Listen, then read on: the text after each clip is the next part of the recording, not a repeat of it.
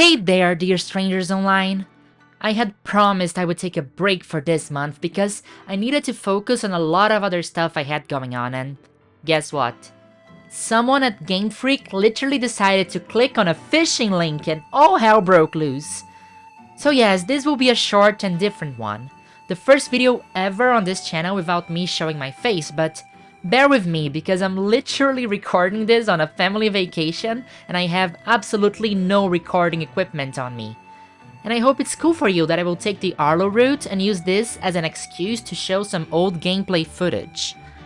But I really wanted to take an honest look at this whole entire situation and talk about this because it's messy and complicated and it could have serious consequences for all of us for a long time. First of all, I want to be completely clear. Of course I looked at the leaks, I'm only human. I mean, how couldn't I? I'm like Orpheus, and any kind of inside look into Pokemon's inner workings and train of thought and direction to the future is Eurydice. I know I'm not supposed to, but it is completely inevitable. We need to know, we need to spoil ourselves, we need to consume, we need to discuss. This video is, in itself, a little bit of that need to discuss as well, I guess. I think what I want to highlight is that being curious doesn't make you a bad person. People are talking and sharing leak after beta design, after anime spoiler, and sometimes it's like a car crash. You need to look. Okay, let me take a step back. I'm quite sure you are all very well aware at this point, but if I don't stop and explain exactly what happened, I will completely lose my train of thought. So, in a nutshell, Gamefreak suffered a humongous data leak that was made public last Saturday. Allegedly, this happened over a phishing attempt. An important person with a lot of data access in Gamefreak received an email pretending to be someone else and asking them to click on a link.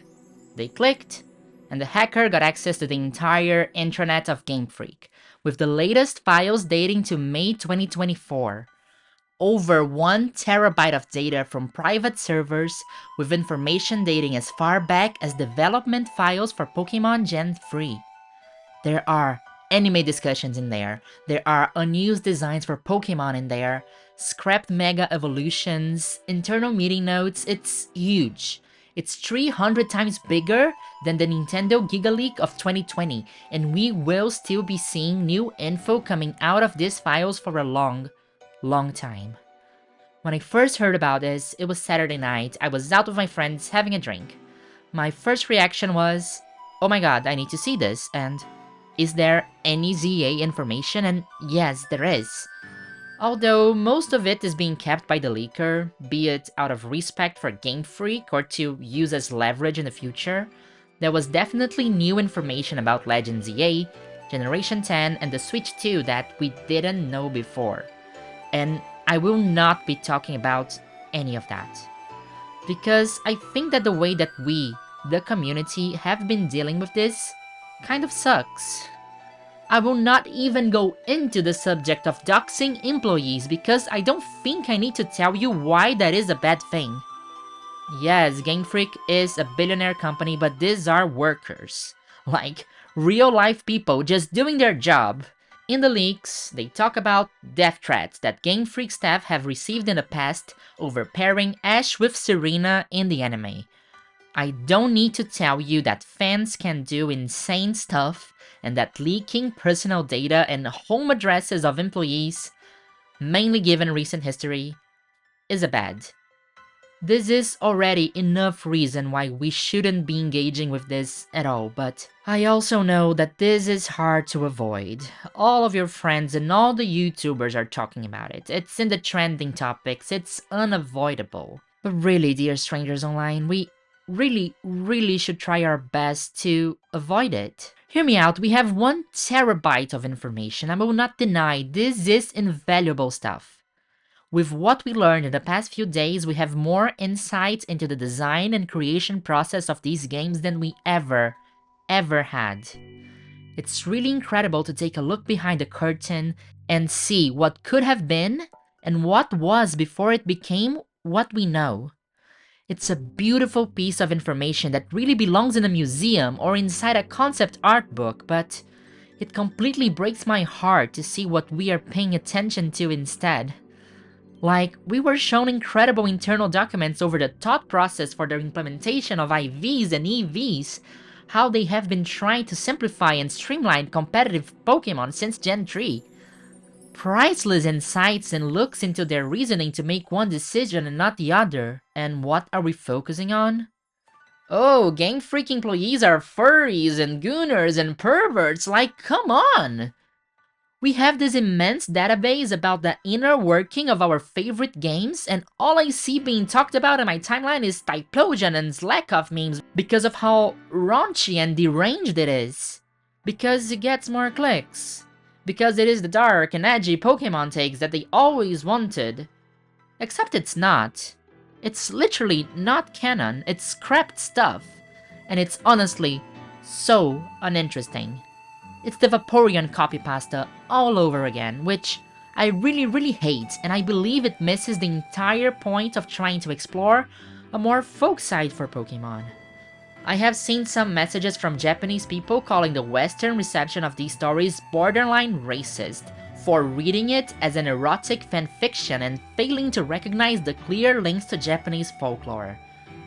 And honestly, these elements that blur the line between man and nature are often present in European tales and nursery rhymes as well. And it's clear that kind of story is what they were drawing inspiration upon for this world building. And hear me, as much as I love seeing these beta designs and the concepts of Pokemon that never were, the more we share them, the less likely we are to see them reworked into the games in the future.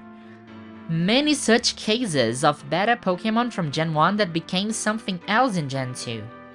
The concept of a water Pokemon with a float, I'm sure that must have become Buizo at some point, but due to copyright reasons, creations on top of these scrapped ideas mean that Game Freak most likely will never touch these designs we all loved ever again.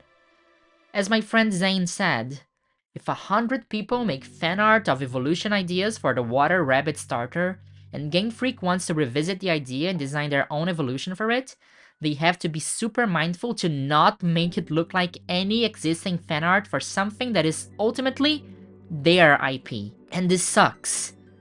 Ku, a Twitter user who's well known for often having insider info into Game Freak, wrote that, "You know what happened recently, and sure, a lot would be changed, adjusted, or procrastinated. Could get worse if more shows up in the near future. Depends on the situation." So like, seriously y'all, this can delay stuff in a really bad way. I know it's a very dry year for news. I know we are eager for anything regarding Legends EA, even if it's just a few seconds of gameplay. I am too.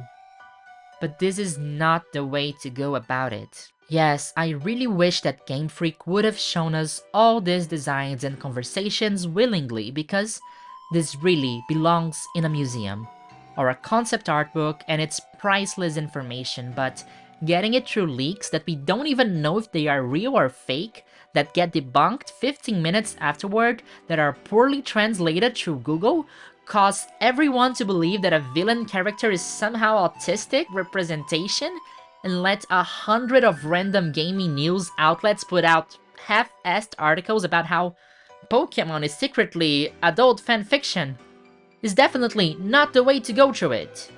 The Pokemon leak is bad, actually.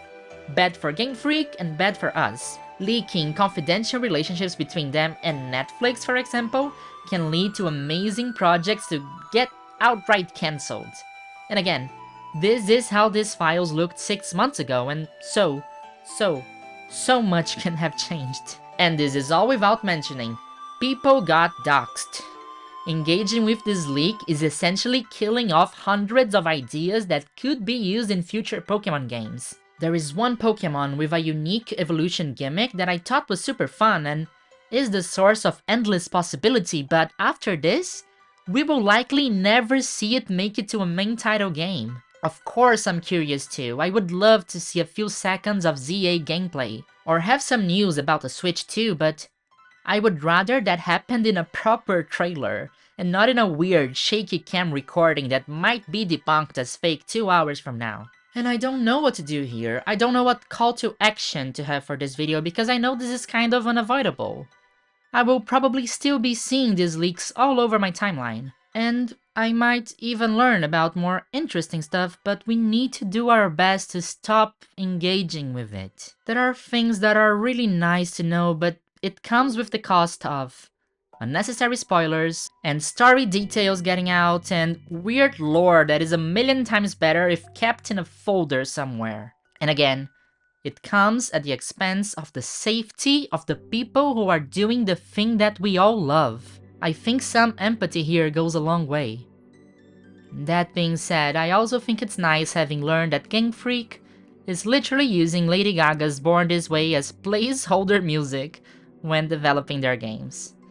If that is not proof that Pokemon is made for queer people, I don't know what is. Let's hope that in the future, they can tell us all about it in a really cool and detailed and well-produced behind-the-scenes documentary, instead of like this. Until then, thanks so much for watching, and don't forget to leave a like, a subscribe, and all that jazz, as we sail together the deep and treacherous waters of the YouTube algorithm. As I said before, I'm in a small break, but I have a lot of cool videos planned for you for the end of the year. I will definitely see you back on this channel soon.